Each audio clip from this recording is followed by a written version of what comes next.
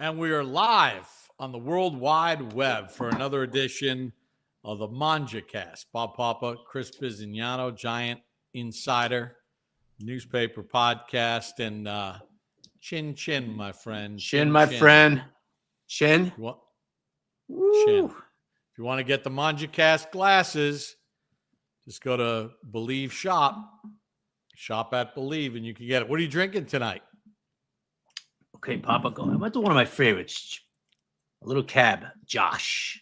My Josh car in California, baby. What do you got? I'm on the decoy tonight. Okay, that was very close to being my pick yesterday. So we're going to be joined by Bucky Brooks, NFL Insider. He's going to join us. NFL Media does a podcast here on Believe. And then Aaron Sagenorf is going to be our first wine guy. And we're going to see what he suggests for pairing of the dish that I made. Biz, you said something with a meat sauce. Mm-hmm. So I made a meat sauce. You know, other than making meatballs and sausage, braciole, this is like a quicker version that you can kind of get going and let it sit there for about 2 hours. And then I just made a nice rigatoni. You said you liked the ricotta on it. So I made just like a bolognese, a meat sauce. Right. Came out perfect. Nice little ricotta. So nice little ricotta on top. I put the ricotta on there for you. So I'll give you the demonstration later. Take notes. I know your wife will take notes. But there's a lot to digest here. Woo, baby. There's a lot to digest as we're talking about food on the Mangia Cast, about the 2025 NFL Draft. And it's with great pleasure we welcome in a gentleman who is part of the Believe Network family of podcasts. You could see him on NFL Network. He does a great job covering the league, but analyzing the league in an intelligent way, devoid of like the hyperbole, kind of cuts to the chase. I saw his podcast talking about how did Shedeur Sanders get to where he is right now as a fifth-round draft pick, what went wrong in the process. So it's with great pleasure we welcome in Bucky Brooks. Bucky, Papa, Chris Bisignano, welcome to the Mangia Cast. Did I make you hungry with that stuff? Look, man, you guys are over there doing it. I'm really excited about it. I'm not a wine drinker, but I certainly wouldn't mind a little sauce. You're talking about putting it all together. I think I would be okay. Well, we're gonna do a tutorial later in the show. You can take some notes. Lindsay will stream you the recipe, send you the video, but it's very easy. And it's got a really nice finish to it at the end, a little treat that you get when it's done as part of the cooking process that the chef gets to enjoy. I'll explain that at the end of the show. Bucky, a little wine? You have a little wine, Bucky? A little wine? You're not a wine guy. I'm not a wine guy. I wish I could. I wish I could like get into it. The problem is all these years when I was going to church, like when we did communion in the church, when you're a kid, you always get grape juice. And so like I never like, so when I look at it, I think grape juice, but it definitely doesn't taste like grape juice. Different grapes. I must be older than you, Bucky, because when I went to church, there was some bad wine in that cup. Well, we're going to have Aaron Sagenorf on. He's going to be our first wine guy. He's going to join us later on in the program. He is the wine manager for Smith & Wollensky in Manhattan.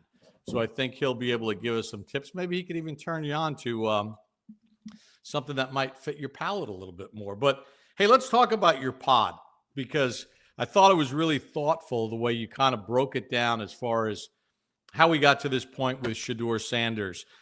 Bucky, the thing that's interesting to me is with Pat Shurmur as the head coach, as a former head coach in the NFL, and with Dion being so connected to the NFL as a player and as a broadcaster and having worked for NFL Network and everything else, I would have thought Shedeur would have been well schooled on how to play the game.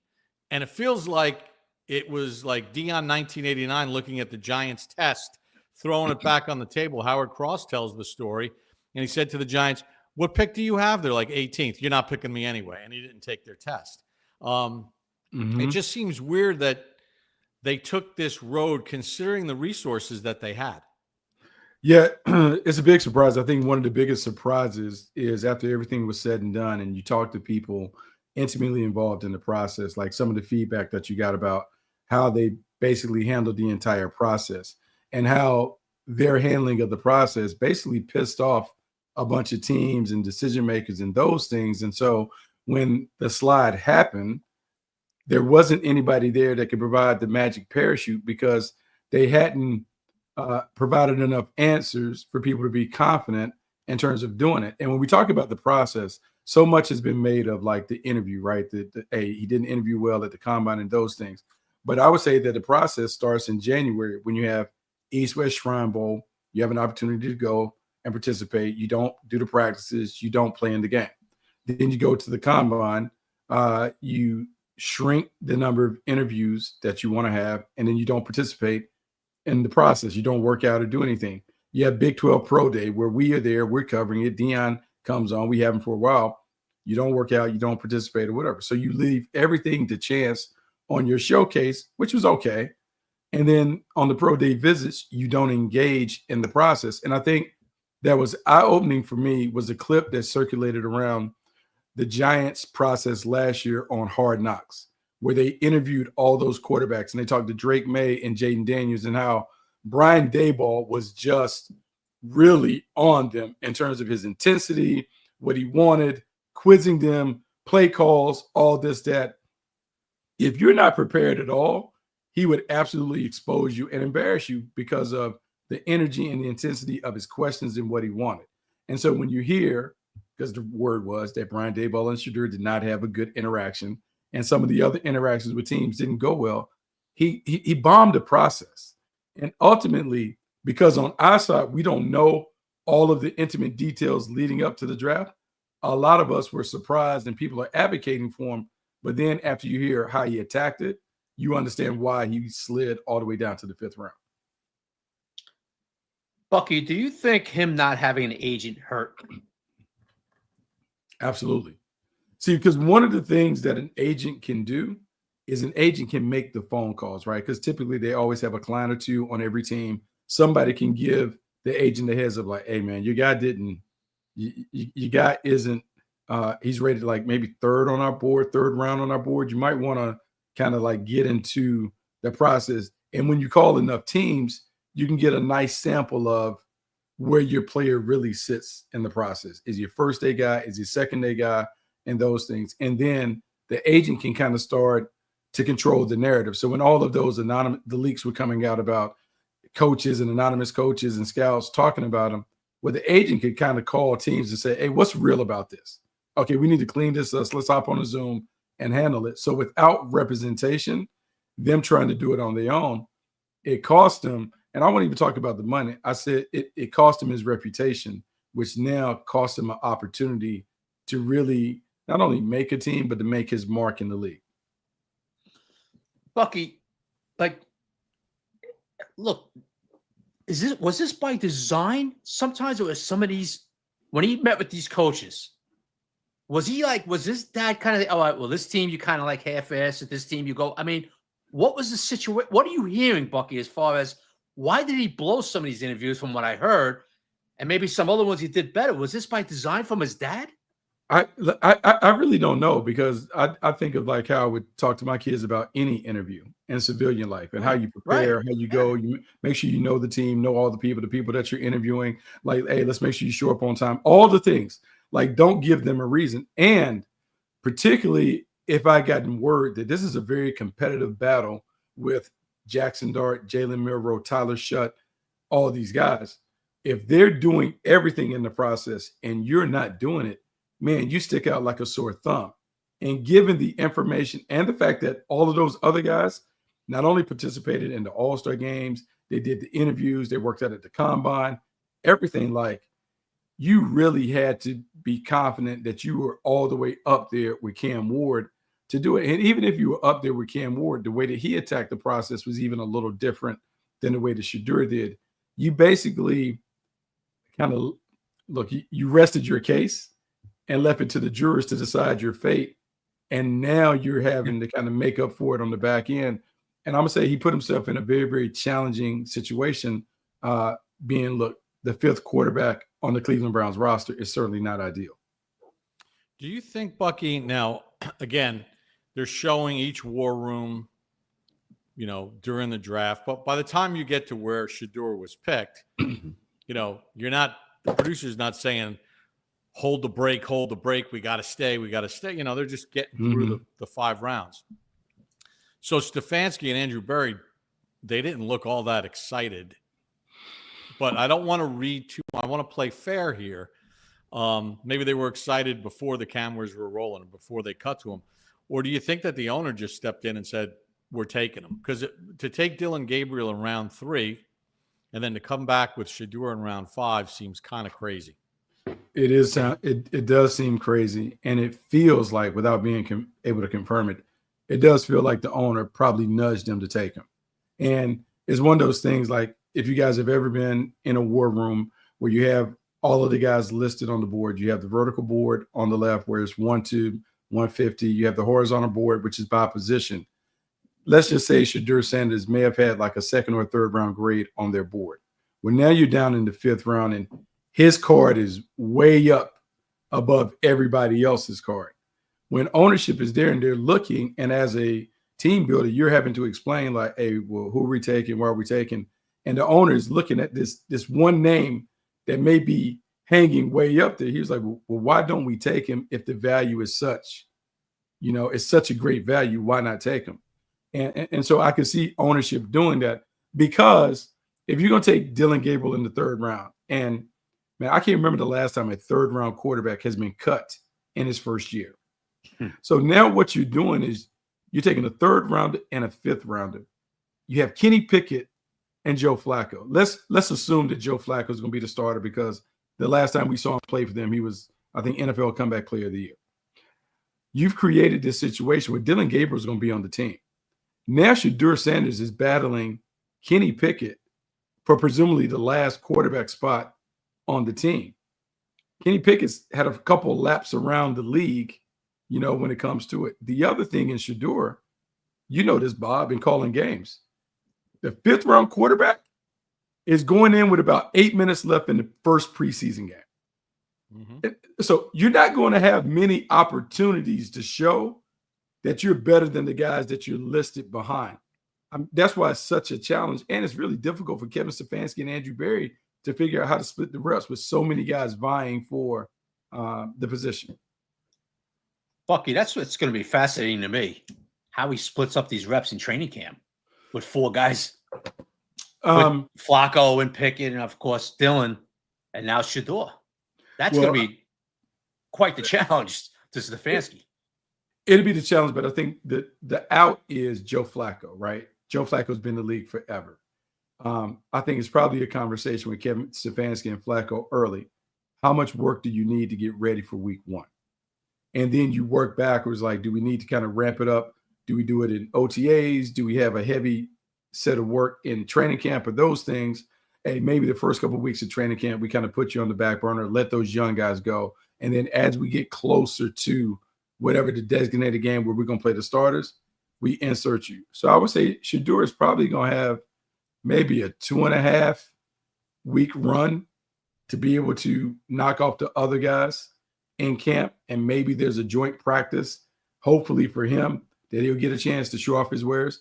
But not, it seems like a long time, because we're in May and we're like, oh yeah, we don't play games until whatever August. But it's not, because there's not a lot of opportunities. Your 10 to 12 OTA days, whatever your training camp starts, your mini camp, he won't have many opportunities to shine. And so he will have to be head and shoulders above the others early for them to say, like, okay, whatever he was drafted, we now need to give him the respect based on his talent to kind of move him up the depth chart to make sure he gets enough reps to have a legitimate shot to win the job.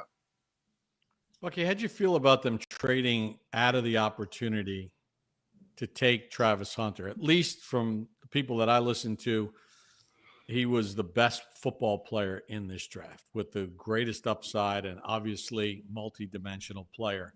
And I know that 1st round pick may come in handy next year when they are looking for a quarterback if none of this pans out. Did you like it? And did you like Jacksonville being aggressive to go get it? Because evidently, according to Joe Shane, this trade was in the works between Jacksonville and Cleveland for about a week. Yeah, it had been in the works. The way they said it, it had been in the works for a long time. They had already kind of put like a loose agreement in place to do it. For Jacksonville is great because he's a face of the franchise type player. regardless of what he does as a two-way player. They needed that shot in the arm, not only for the fan base, but for the team to kind of reestablish a new culture. For the Cleveland Browns, it's interesting because how much would a wide receiver have really impacted them and moved the needle for the team? Getting a player like Mason Graham, who I believe is underrated in terms of how we talked about him, putting him alongside Myles Garrett is huge. But what it really does, and here's what everyone is going to talk about, and you guys obviously know New York with Eli Manning, everyone is all in on the Arch Manning sweepstakes. And so by having that extra first-round pick, even if Arch Manning does like his uncles have done, like kind of play it all the way out, maybe he doesn't come out in 26, maybe he comes out in 27, but it's giving you the ammunition to be in the sweepstakes because you can kind of put yourself in a position to get to him. That certainly had to be in mind when you're the Cleveland Browns and you're thinking about the quarterback position and how do we eventually solve this with Deshaun Watson and that. And remember, Deshaun Watson, I think, has 2 years left on his deal. If Arch Manning doesn't come out in 26 and waits to 2027, that puts the Cleveland Browns in play to get him right when his money comes off the books. Now you got to hope he doesn't get hurt in that time, and you got to hope he actually develops into the player. Well, yeah, you got to hope that he is what he's only played literally. He has 2 starts, and we've already like pinned him in as the number 1 overall pick. Yeah. But I will say this, Justin Watson, because I had to study him this week to do some of the stuff that I'm doing. I would say that he is more talented than his uncles. He's more athletic than his uncles. Now he has to play to that level, but given the pedigree, people are going to bank on him being the next coming, regardless of how he plays over the next year or so. Pretty funny, Bucky, because Peyton and Eli always said that their brother Cooper was the best athlete in the family, and that's his son. And you're saying right now, hey, this guy's more athletic than the other the 2 uncles. So it's going to be. Yeah. I got to be honest with you, Bucky. I could see him staying in college for another year. I know everybody's got him coming out, but let's let it play out, man. Well, a couple of things I'll say about that. Life isn't bad for Arch Manning at a University of Texas in Austin, with big bags of money in his pocket, living life as a collegiate. I think he's okay staying in college. I think I can advocate for him. Hey, man. Stay another year, brother.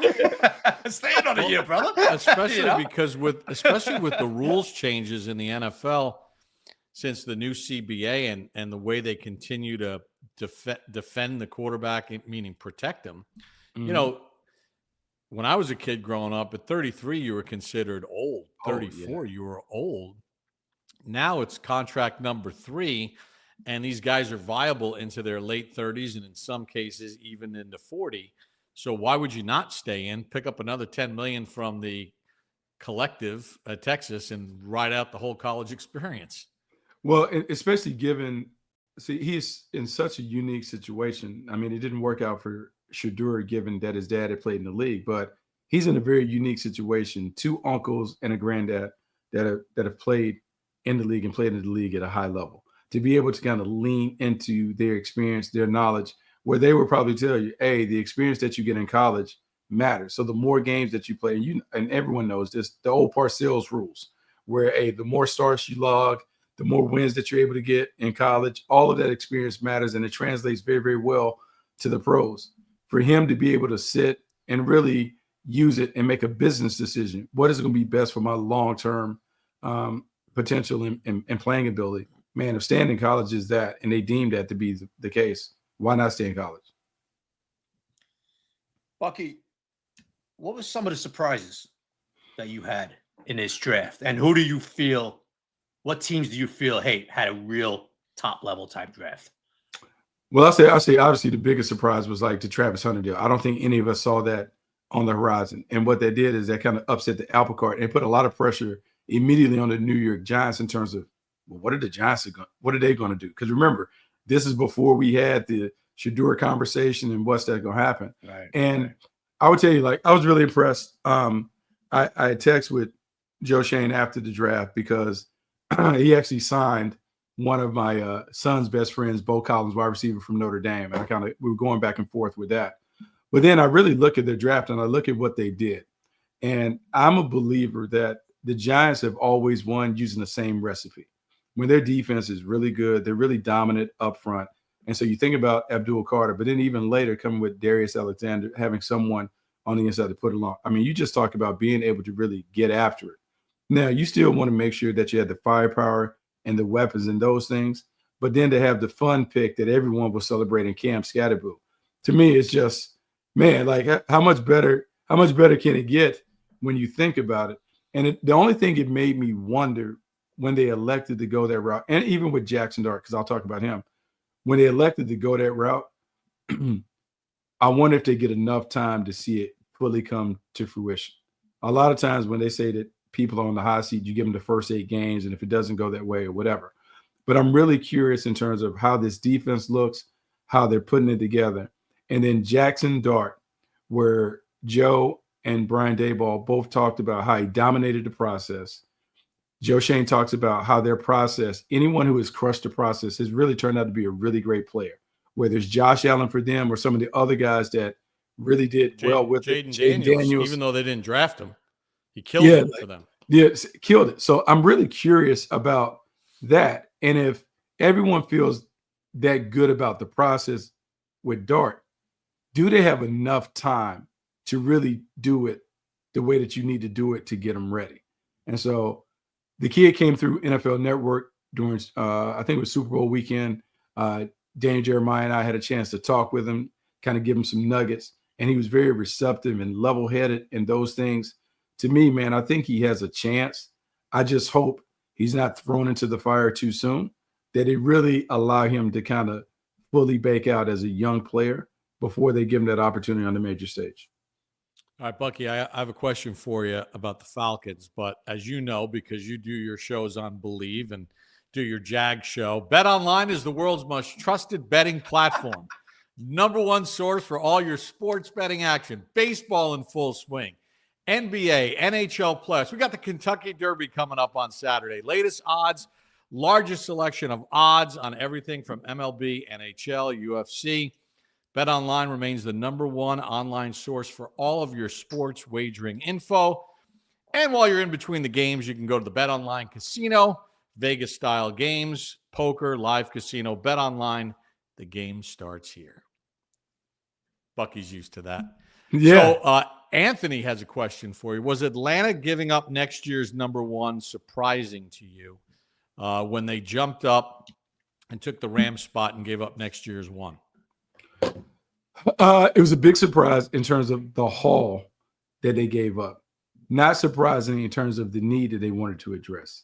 If you really looked at James Pierce and you were able to put aside whatever the rumor or the buzz regarding character concerns and those things were, you can make the argument that outside of Abdul Carter, he was the second most explosive pass rusher in the draft. First step quickness, burst, his ability to get to the passer, how hard he plays, all those things really, really stood out on tape. And so I'm not surprised given his potential impact. I am surprised that they allowed their love for the player to kind of prompt him to give up whatever the Rams wanted to make sure they secure the player. Now, the only way that they can be right about it, James Pierce has to be the kind of player that they think he's going to be as a first-round pick. Bucky, look, nobody does it better than you evaluating these kids, man. One surprise for me, you tell me how you felt, was Loveland being first tight end off the board over Tyler Warren. Was that a surprise to you? It was a little bit of a surprise, but then the more that I talked to people, there were a lot of teams that had him as the first one. And the reason why they had him first is the smoothness with his routes, his versatility in terms of being kind of like a flex tight end who can do a bunch of different things. He can line up out wide. He can be a jumbo slot receiver. He can play in line. For the Chicago Bears in particular, Ben Johnson came from Detroit, where he had a player in Sam Laporta that is very, very similar stylistically to Loveland.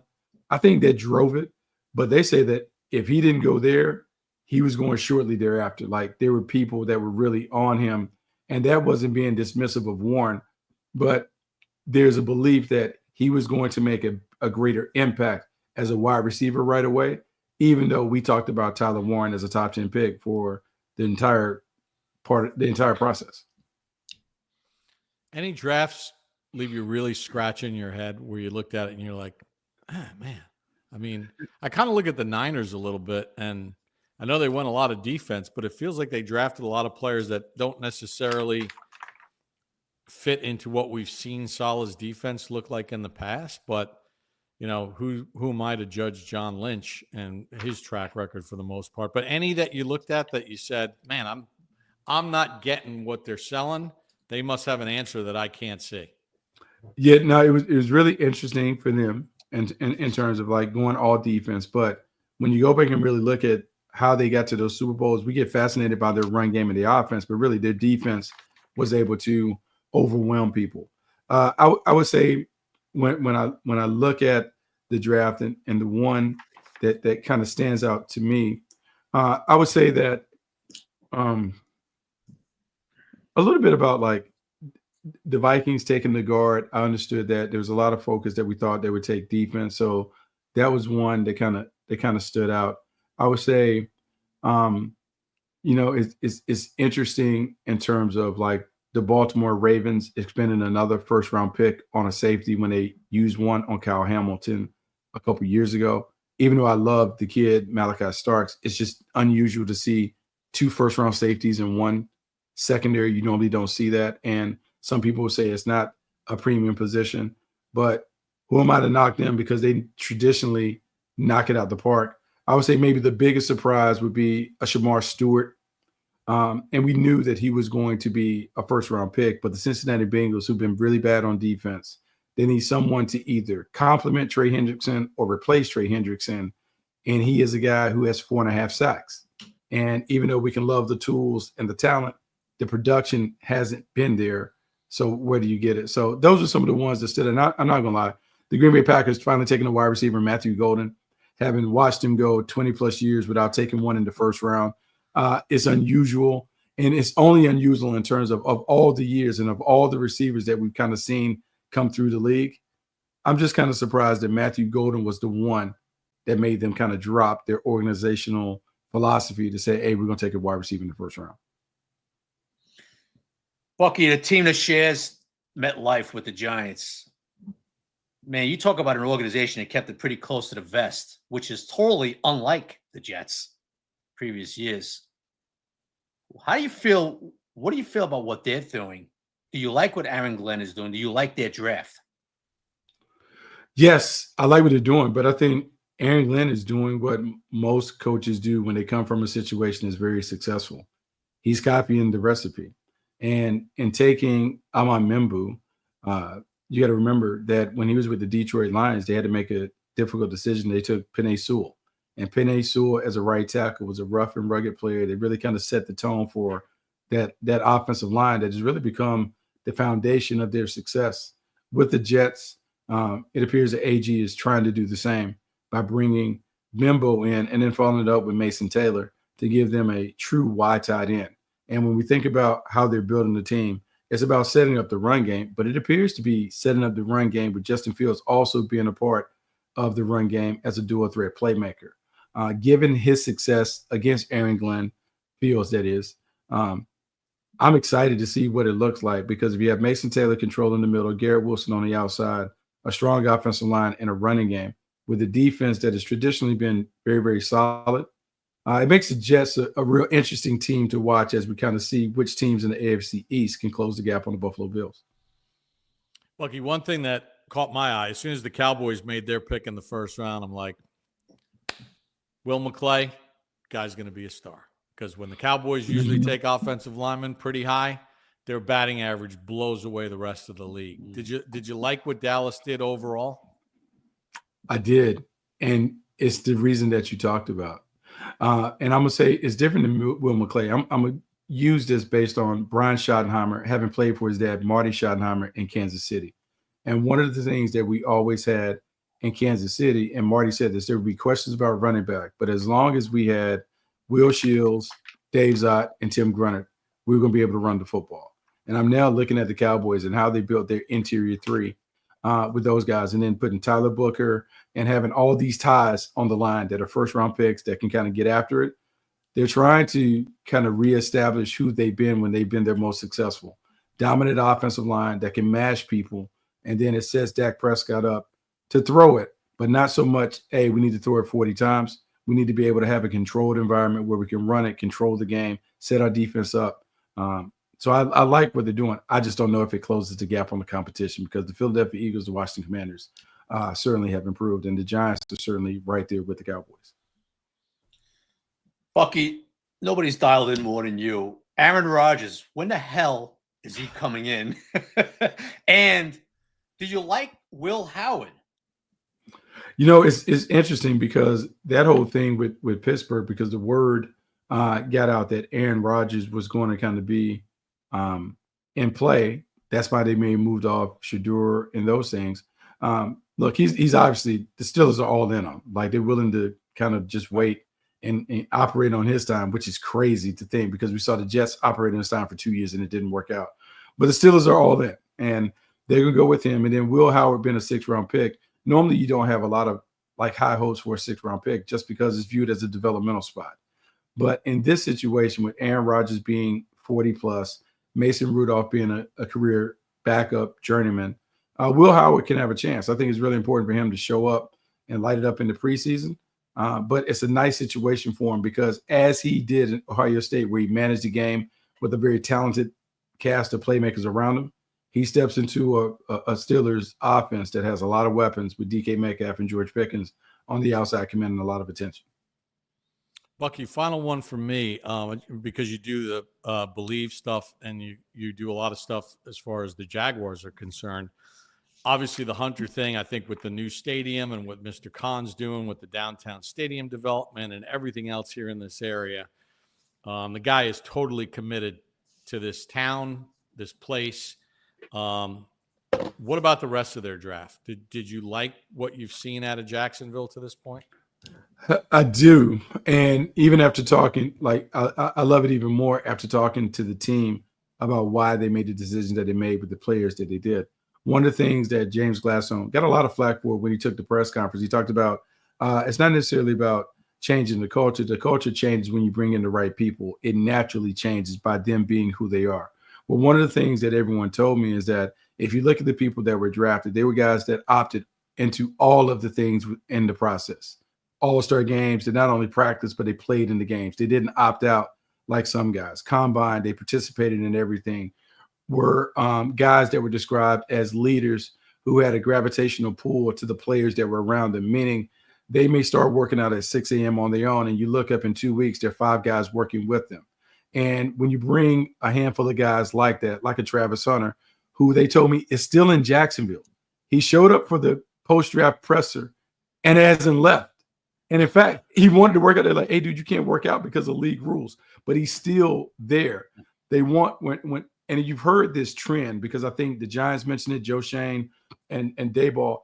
People are talking now. We got to find guys that really love it because of all of the stuff around college football with the money that's kind of flying. It's really easy to fall in love with the fame of it, but not the game. And for Jacksonville, they wanted to make sure that the guys that they brought in really love it and love everything about it. So you don't have to beg and plead guys to do extra to be the team that you want them to be. So, Bucky, we got Tutu watching in Italy. Your boy Tutu, Biz. Yeah. Bucky, do you cook much? Oh, I'm a cooker. Yeah, I like to cook. No, I can All right, cook. so I made this very easy ragu look at you. pasta. Look at you. I Look put at a little you. ricotta on top for Biz. Look at that. Oh, I even love the pronunciation. I love how, like, when you're cooking, you kind of add to that. That's nice. Yeah. I love it. All right, you want to know how to make this? Want to know how to make it? Yeah, I need to know how to make that. Lindsay, come on, let's roll the tape. It's really Bucky's easy. Bucky's into that shit. You can see That Bucky's was a into pretty that hefty shit. size piece. This way, you're not biting into chunks of garlic. So you're just getting the onions and you're just getting them translucent. Seasoning. Now, because I'll of the let the video take care of it. Italian sausage that they have down here doesn't really have fennel in it, I'm going to add just a little bit of fennel seed, some dried oregano. Oh, look at you. Just kind of bring this all together. Crushed hot red pepper for flavoring. And you can just start to smell this aroma. With some parsley that I chopped up. Work a little parsley in here as well. And as this garlic, onion, seasoning starts to all come together. I use this Cento in the tube. It works great for this. So it's 1, 2, 3. And now we want to just cook this in. The smell. Like Just Emerald let used to this say, cook if you for a could couple only smell this. So Biz, I took sweet Italian sausage and about a pound of ground beef.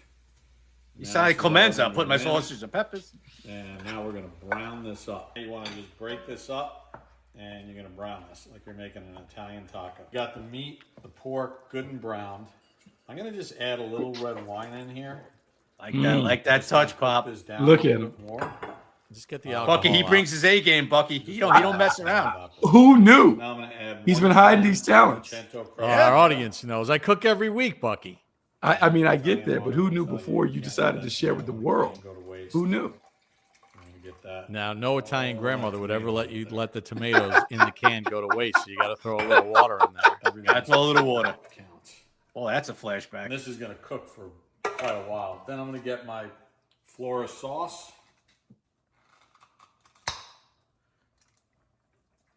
Get that whole thing in there. Some salt. One pot. That's the best part You about put this, the Bucky. crushed red Once you pepper get in. this going, I'm going to add a little you black just let it pepper. sit for 2 hours. Oh, look at you. Look at you just doing it. That looks Then great. we're going to just kind of incorporate this, right? We're going to stir this in.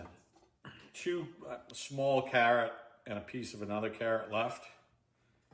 That's A little going in. secret. You Instead don't of need to putting put sugar in, why put processed sugar These in? carrot, the Oh. Sweetness of the Is carrot. all done, might be And the he's 2 healthy, best Bucky. carrots you've And ever he's had. healthy. And then, So, you know when you get your Parmesan Reggiano, and then you get to the and rind, you keep grating it naturally. take that rind, You get throw down it to in the there rind. too. Creates a I always buttery save my flavor. rinds in the refrigerator. Put this in. Holy shit. Add some fresh basil. And take off a few pieces of fresh basil, freshly cut. Bring the heat down just a little bit, and you're going to want to check on this and keep stirring it, but at least an hour, hour and a half, maybe even 2. We got our beautiful meat sauce. We have our rigatoni. Oh, Lindsay which is didn't put the nice and part in sturdy. where I put it in a pan with kind some of sauce sauce. and I tossed it with a little locatelli cheese. Little sauce here. Gotta yell at Lindsay after this. Italian And a snow. little Look at you. Reggiano, a little Italian snow.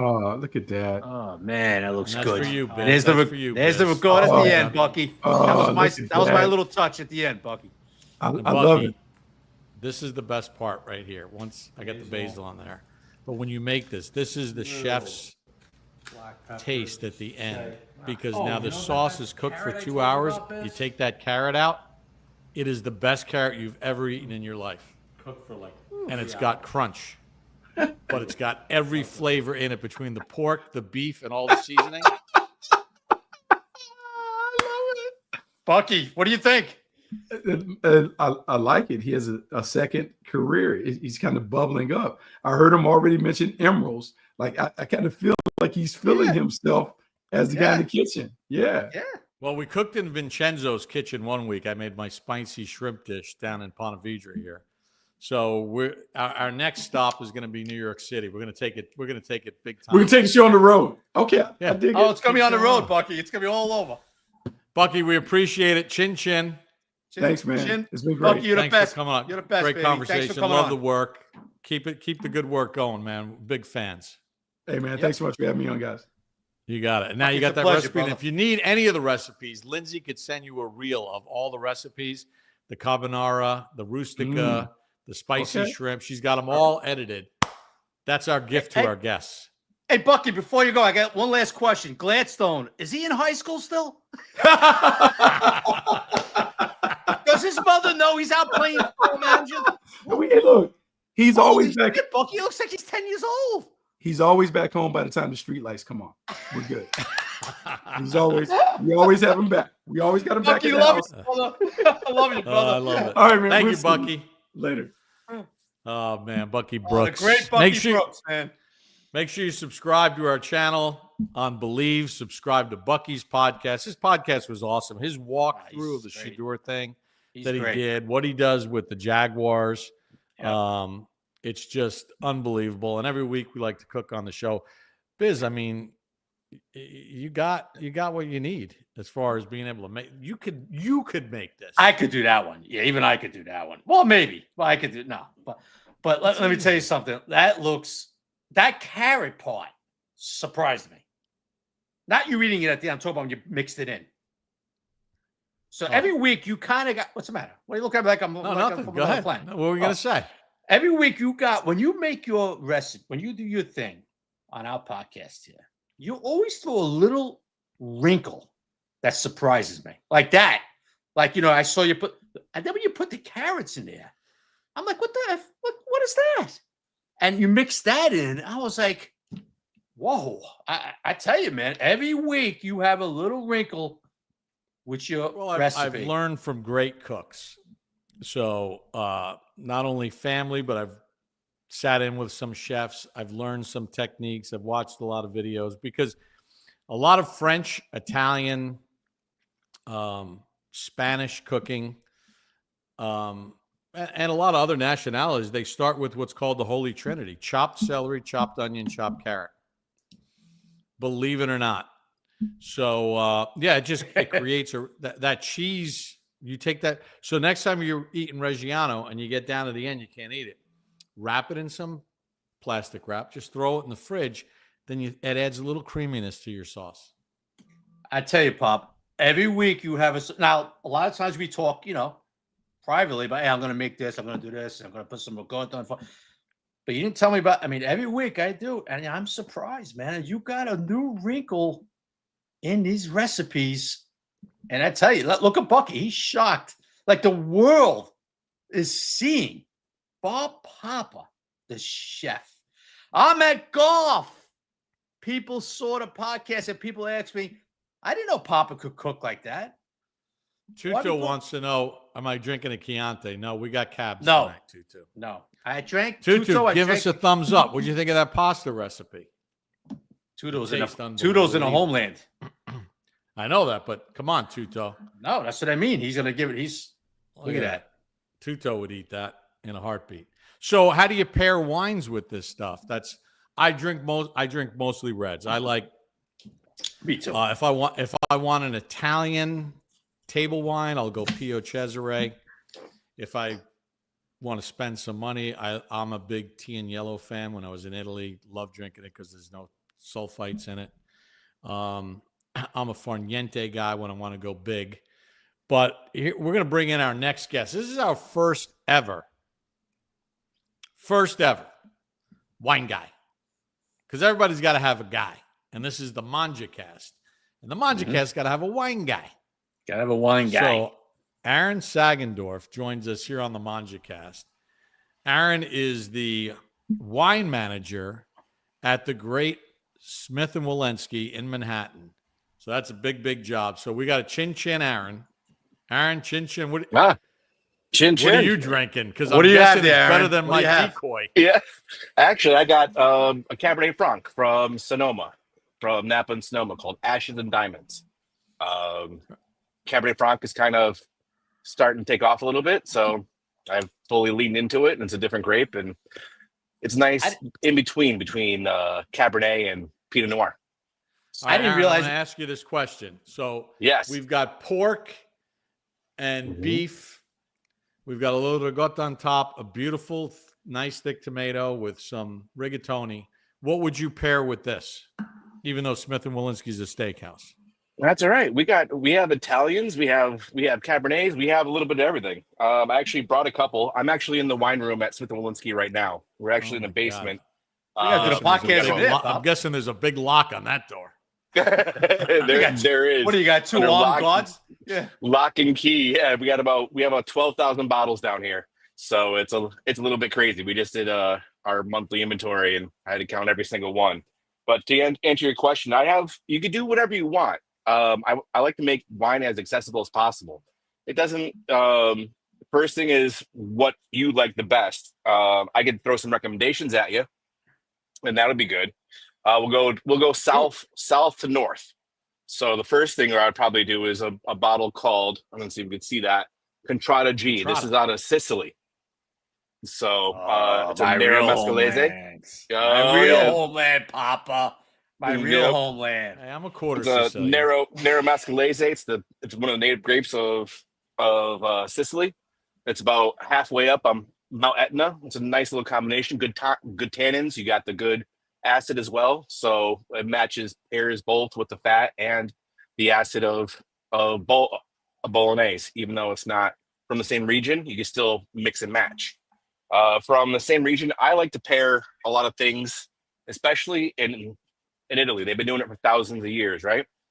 I like to pair things that go in the same region. There's even like Pecorino. There's even a white wine called Pecorino.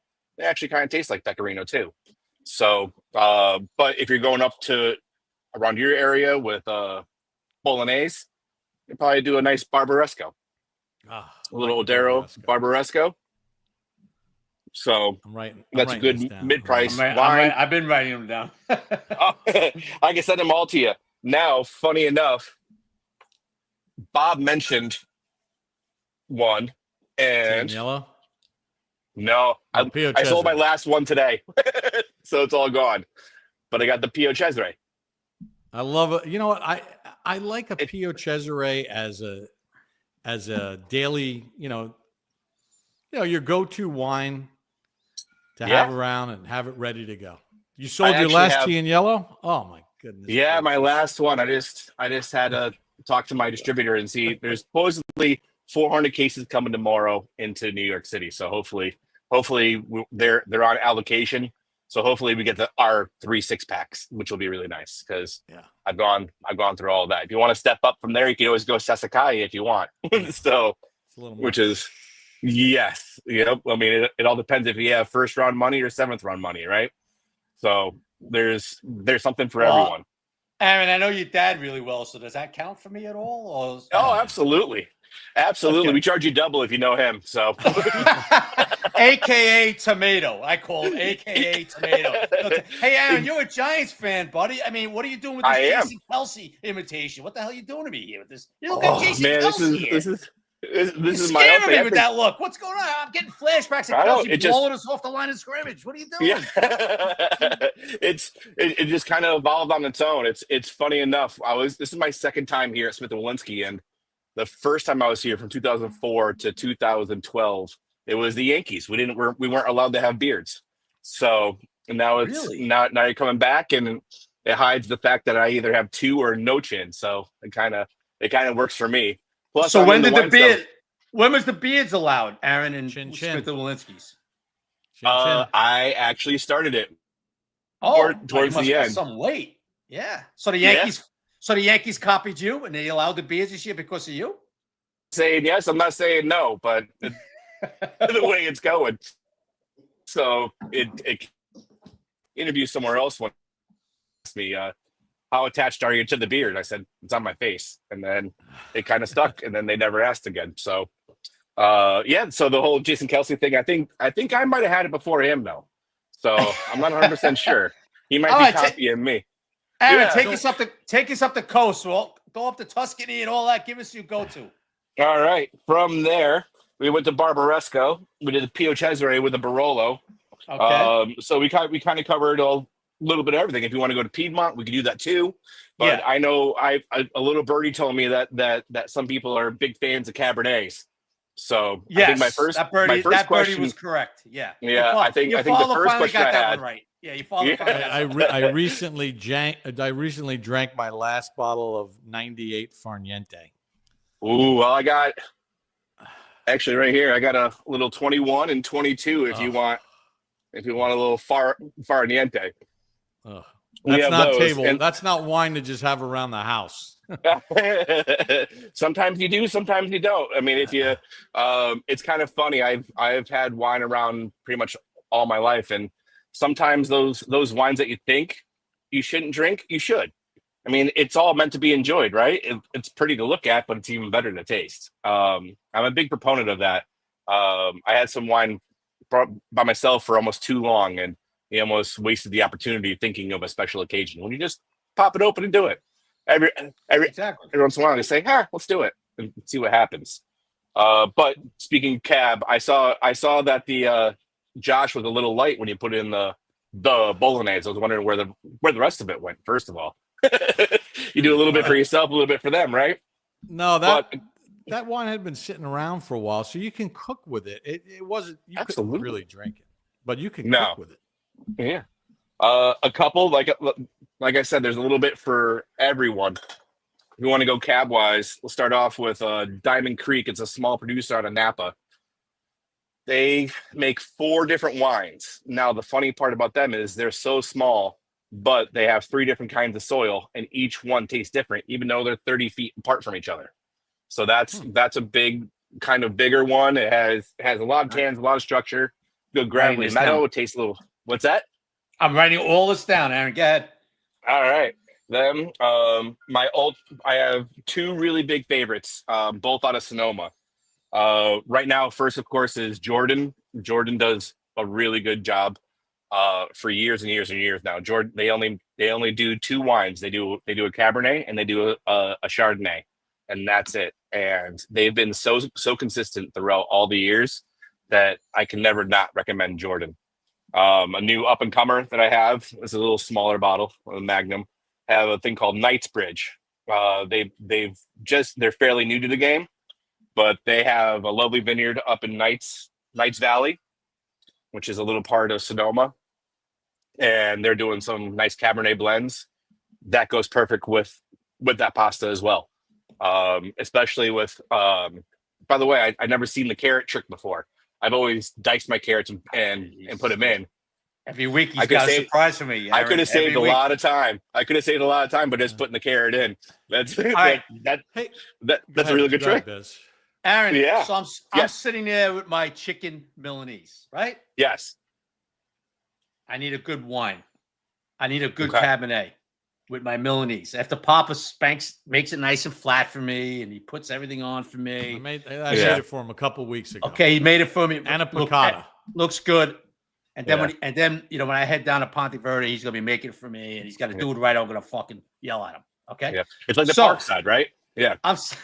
So I'm sitting there, give me your go-to with my chicken Milanese.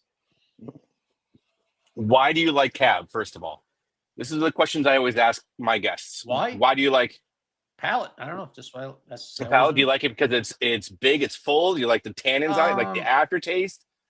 I like a little bit of a heavier, bolder. Yeah. Exactly. Yeah. And these are important questions that I always ask. I usually ask, that's one of my first questions is, what do you normally drink? Why do you like it? And then we go from there, and I might go with something different. For something like that, for a Milanese, I would actually go a little bit lighter, but it would kind of be the same. One of my all-time favorite wines. Would you try to sell me like on a cake bread white? I like cake bread with a Milanese. Cake bread's good. I got right where my computer is. I got the Merlot and I got the Cabernet. Over 2 rows over, I got the Sauvignon Blanc and I got the Chardonnay. I mean, I would go with a white with a chicken with the Milanese myself. Cake. You like cake bread white, Pop? Oh. Cake bread and Farniente are the only 2 whites I really like. And the Santo Margarita, Pinot Grigio, that's fine. Mm-hmm. If you're just opening something up, that was really good and that was really special in 1992. It's still special today. It's funny to go through Napa, and there's 2 main roads, and on each side of it, it's bomb after bomb after bomb. You have Silver Oak next to cake bread, next to Gurgitch. You better have a driver. I stayed in the Yountville Inn. I'll never forget. We go tasting. 2011, we go tasting. Go to Reds or whatever place it was, and they charge you the corking fee. And the people at Mondavi kind of were the center point for all of our private tours. Yes, and they gave us wine. So you go to the restaurant, and they're like, "Oh yeah."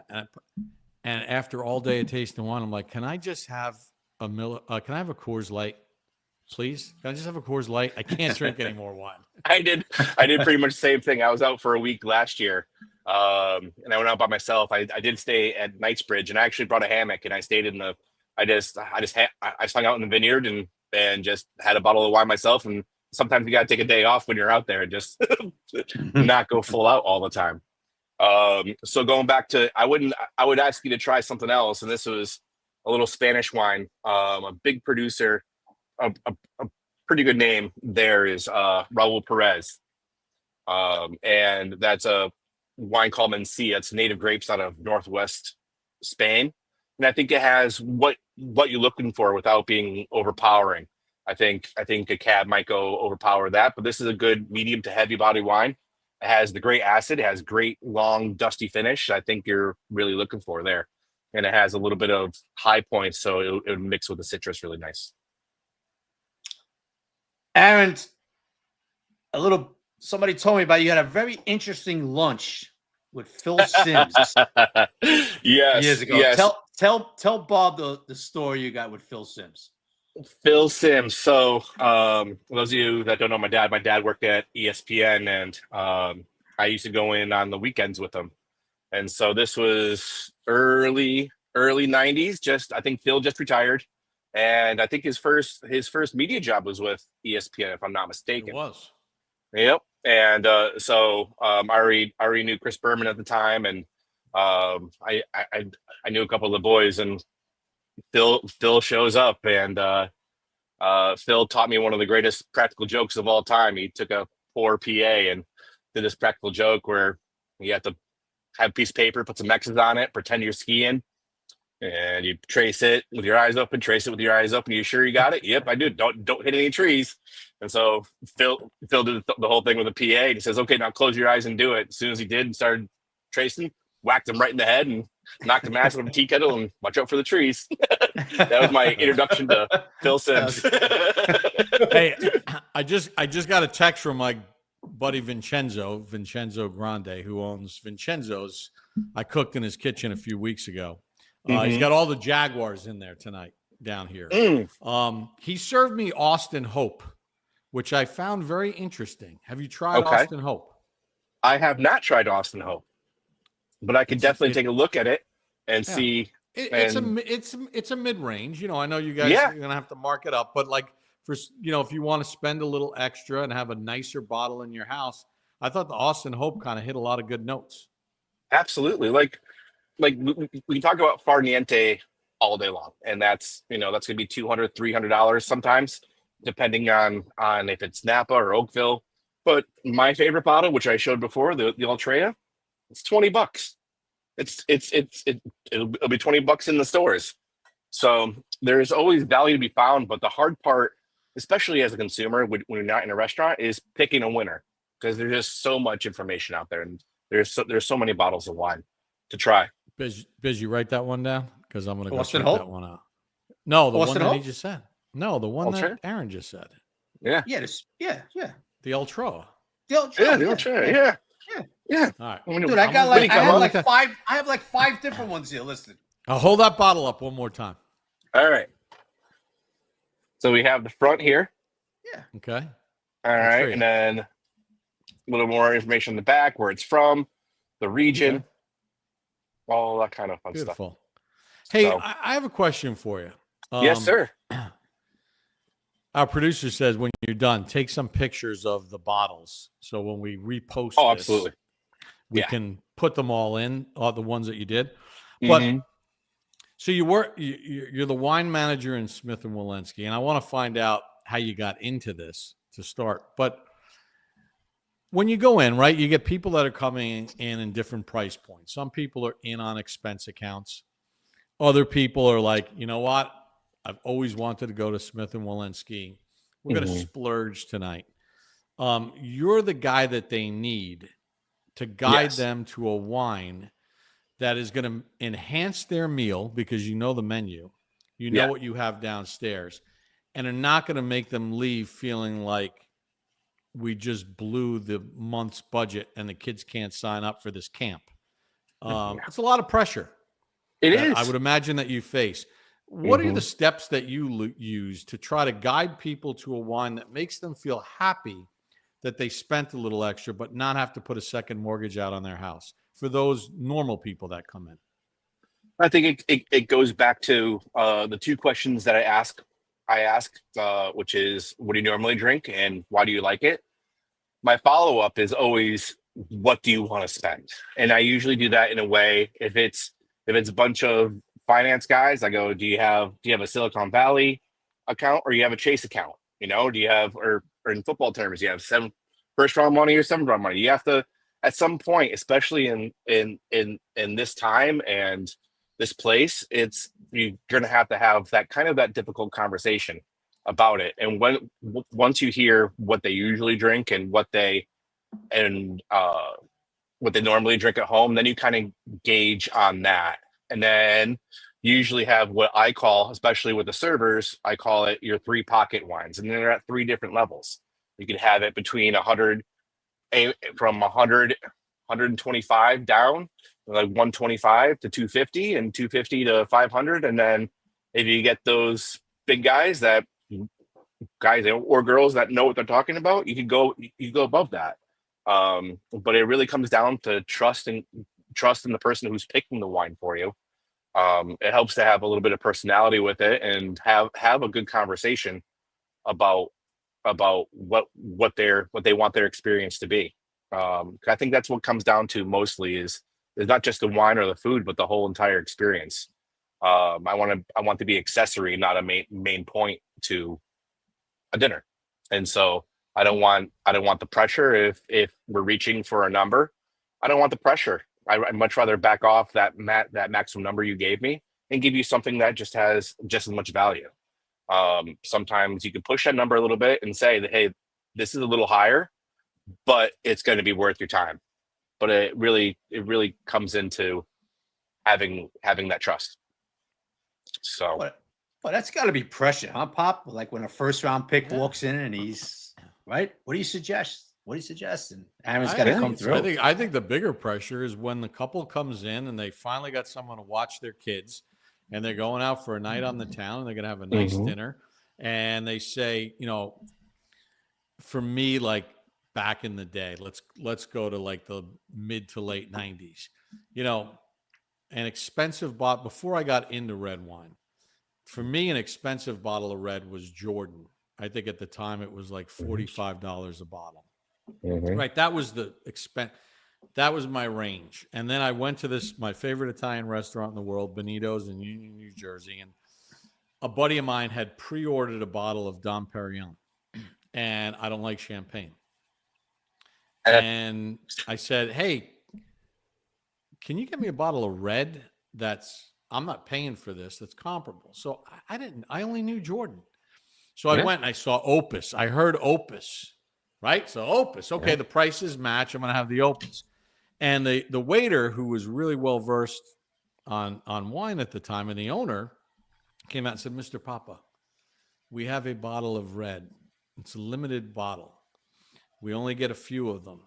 But you will enjoy this more than the Opus. And it's about the same price, maybe a little bit cheaper. It was called Peter Michael. And I was like, from that point on, I became a wine snob, and then I was able to buy my wine through Benito, which most people think when you think a case of wine, the good wines come in cases, they're 6s, not 12. Yes. And then you go out, then he set me up to go to Farniente and all those other places. But Peter Michael changed my life as far as wine. Yep. So now the Knightsbridge is directly across the valley from Peter Michael.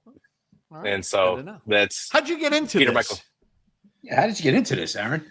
I kind of failed upwards, to be perfectly honest. I originally wanted to go into radio, but my dad wouldn't let me. So he's such a tomato. Yeah. He's such a tomato. Good. I've also heard the term tomato can, so which is pretty appropriate. So I wanted to do that. So that didn't pan out. So I wanted to be a teacher. And the time I was doing that, Connecticut changed the rules on how many majors you had to have. You had to essentially triple major at that point. In my senior year, I'm like, I'm not going to do that. At that point, I already started working in a restaurant in my hometown in Naugatuck, Connecticut, Jessica Meals. Almost wasn't hired because the owner is a Patriots and Red Sox fan, and I'm a Yankees and Giants fan, and he's he half almost good. said no. Guy. Whoa, wait a minute. He's half good. He's a Red Sox fan. Go ahead. Yep. Full on Boston accent, and and everything. And so from there, every couple of years, went to a different restaurant and gained. In 2004, my sister was going to any master's program. It was either Chicago or New York. And through my dad's connections, I started at Smith & Wolinski, became front of the house, and I was kind of like the maitre d' during the weekends. Left here, and then that's when I really started wine. And it's funny, when I originally started with wine, they made us do a sommelier course, and I wanted no part of it at all. I don't have time for this. I want to meet and greet and shake hands and be part of the action. I'm glad that I did go through it. And then as I moved to Charleston, South Carolina, and I was a GM of a couple of restaurants and started really tasting wines and getting into it. And I enjoy it. It's another way to meet guests, to make connections. And it's also weird that in what world am I allowed to have this job where I'm selling grape juice to people?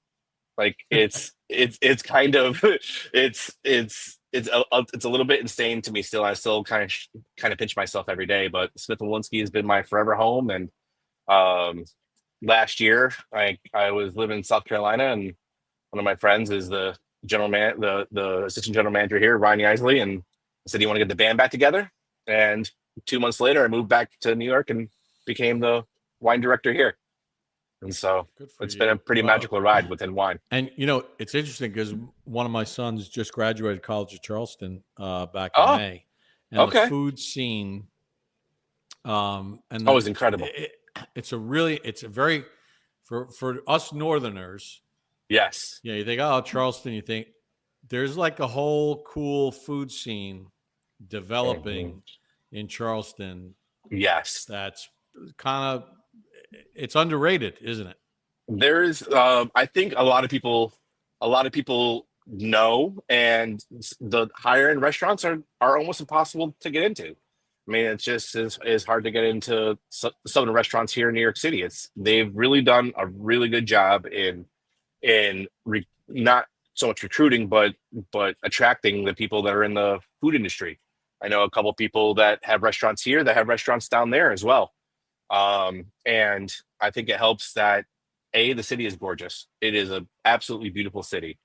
And you have a lot of transplants down there as well from New York. So there's a certain expectation that we have, and they've definitely met that down there with a lot of the restaurants that are open now and have been open for a while. Good. Well, Aaron, listen, thank you, brother, for taking some time out to jump on.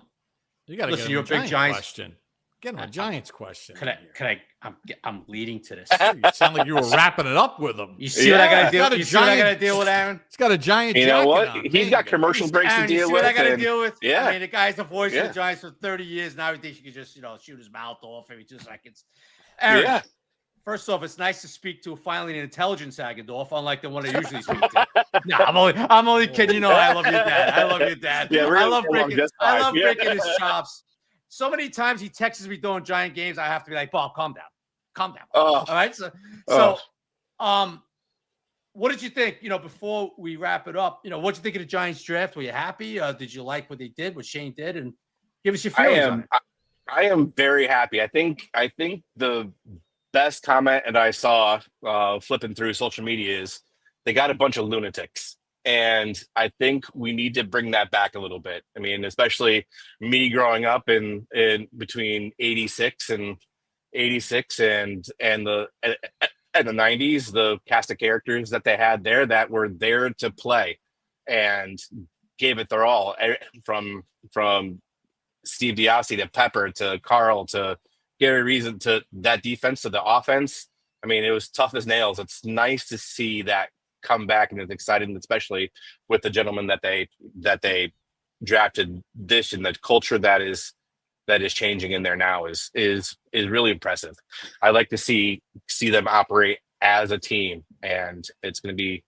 I mean, it's nice to have a reason to watch other than at least they're not the Jets, and that's been a hard thing to watch for a little bit. And we've gone through struggles it seems to be very cyclical with the Giants, but I see a light at the end of the tunnel. Good. Hey, I'm going to make a suggestion, not to promote another product that I'm on, but I'm going to promote it. Yeah, go ahead. When you get a chance, download and subscribe not only to this podcast, but subscribe to Believe in Giants. Because this week, Carl Banks and I host the show. We did an interview with Pepper Johnson, and the story it's like going to a master class on defense, and they talk about the current roster not compared to their roster, but how you bring it all together. And they tell these incredible stories. So since you're from that vintage, so to speak, while we're on wine, download it and check it out, the Pepper Johnson episode, because I didn't even say anything for the first 20 minutes. I mean, I opened the show up and I just listened, because they were talking about defense and that defense and everything else. And it was brilliant. So I think you would like it. It's right up your alley. And they tell some great stories. Yeah, it's my dad just texted me, said the podcast Bob is talking about was great. So yeah, it was lit. So, he's the first one to like it. He's got a lot of free time. Yeah, he does.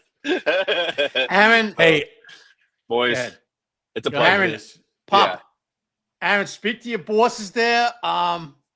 Love to do a podcast from Smith and Walensky's one night with you right next to us.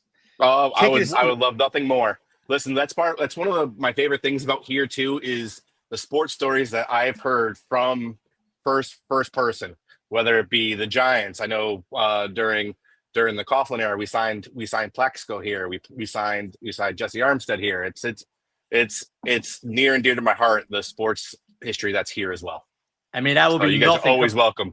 That will be nothing compared to the Mangia Cast live. Oh, I can't wait. I want Bob cooking a steak on that right there. I do make an unbelievable mushroom onion dish to go accompany the steak.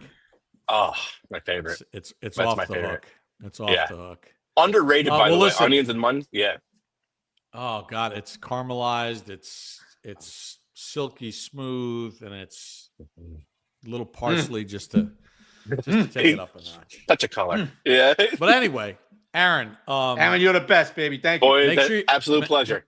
Send the pictures to send the pictures to Lindsay of all these wines, because she's going to put them in. But more importantly, for all of our viewers and listeners out there, if you're in the New York metropolitan area, and for those of you Giant fans or whatever, you want a little special treat, check out Smith and Walensky's. It's iconic. It's part of New York. I mean, that place is really, one of the staples of New York City. You say Smith and Walensky, and that's one of the ones that have stood the test of time. Yep. Absolutely. It's so many. I remember working at WNEW AM. Because what's your location? Which street? 49th and 3rd. 49th and 3rd. So WNEW AM was on 42nd and 3rd, right around the block from the Daily News building. Correct. And we would go to Smith and Walensky, for special treats and stuff like that. The green, everything about it is just like, And now, for our audience, when you go, you know that you're in good hands when you want to pick a wine, because Aaron Sagenorf is right there to help you. Aaron, thank you. We're going to talk. I'm sorry. Thank you very much. Appreciate you very much.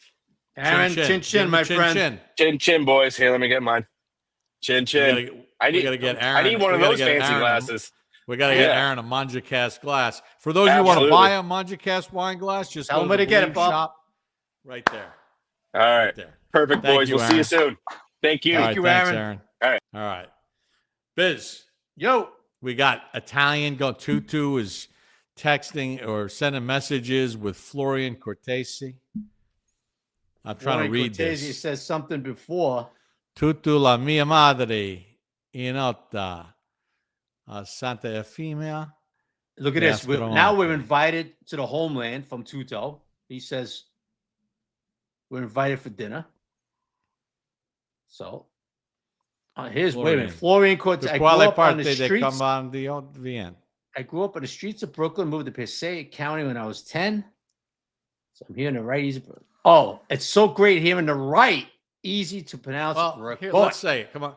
Let's teach all of our friends. What is on top of this pasta dish? My way, it's ricotta. This whole thing ricotta? No, it's so they got. That's Jersey. That's you people. Ricotta. No, so they got.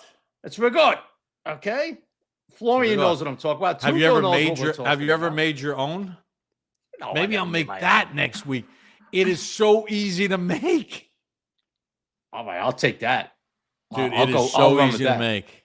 I'll run with that, brother. You get a gallon of milk, you heat it up, you put some vinegar in, you let save it save it. Oh, then you just take the cheesecloth. It's like homemade ice cream. Mangia tufa. All right. This was a fun show. It was a different show. We're gonna occasionally have a wine guy on because we need a wine guy. Absolutely. That's what we do here. But That's more what we do importantly, here. how about Vincenzo? He sent me a picture of the entire. It looked like the whole Jaguars team was in the restaurant tonight. Really, huh? Hanging out. You know, and when you come down, we're going to do show at Vincenzo's. We got to go Smith and Walensky, and then we're going to do one at Benito's because that's where I first learned the finer. Yeah, let's parts do of one at cooking. Benito's too. Yeah. In Union, New Jersey. And then when my man Joe Palladino opens up his new steakhouse, they took over the Michael Jordan Steakhouse in Grand Central. Sam Hazen, the chef that created Tao, when Tao first, he was the head chef. And every other restaurant he's been to in between, it's like 5-star. It's like a 5-star recruit. He's the head chef at that thing. Looking forward to it, Pop. Looking forward to it. We got a lot of business. Are you like kind of we all know you Giants and all that, but are you kind of adopting the Jaguars as your second team now? Well, now that Belichick's now with the Patriots, yeah. Well, I know you're big Joe. I know you're big Joe Burrow, Cincinnati. Yeah, Joe Burrow, but I was always a Patriot. I was a huge Patriot fan because now that you're down there. There were so many former Giants on Belichick's staff, and Belichick always treated me great, and I knew him since 1988. So, yeah, I mean, even in the Super Bowl, but Bill always gave me some time when I was doing the games on the field before the game. So I was always a Patriot fan. I got a lot of friends that still work there. But, yeah, I'm a Jags guy. I want to see them do well. Yeah, so I'm kind of figured that you kind of like adopted the Jaguars since you live down there now. And, I mean, you could have been in a restaurant tonight, and all of a sudden, here comes Liam Cohen and Trevor Lawrence and I haven't looked closely at the picture of who's in the picture, but they got a lot of people in the picture. Yeah. Vincenzo knows how to bring them in. Well, when we do you know what? I'm going to fly your ass down when we do Coughlin live. We'll do Coughlin live in Vincenzo since he lives down here. Okay. Florian Cortese. Great show, Bob and Chris. I'll give the whole carrot in the sauce rather than chopping it into sofrito. I'm telling you, Florian, it's the chef's treat. Once that thing comes out, you take that carrot as you're finishing, and you get to eat that carrot as the chef's treat. And then you fish out that rind. You don't eat that. But anyway. Biz, this was fun. Yeah, it was great. It was a lot of fun. Friend. Chin, my friend. Hey, listen, everybody, subscribe to the Mangia Cast, or Biz is coming to break your kneecap. How you doing? And we got almost 1,400 watching live. Thank you, everybody. We're getting close to Tommy DeVito. I spent time with Tommy each of the last couple of weeks over at the Giants facility. He likes to cook himself. He says he wants to know how to make his own burrata, which I don't know how to make a burrata, but I probably could figure it out. But we're going to get Tommy on the show and a lot of other people. We got a ways. We're just getting started, man. Subscribe, support the cause, buy yourself a glass, spread the word. Biz, a lot of fun, my friend. Yep. Talk soon, buddy. Be good. Thanks for watching this edition of the Mangia Cast.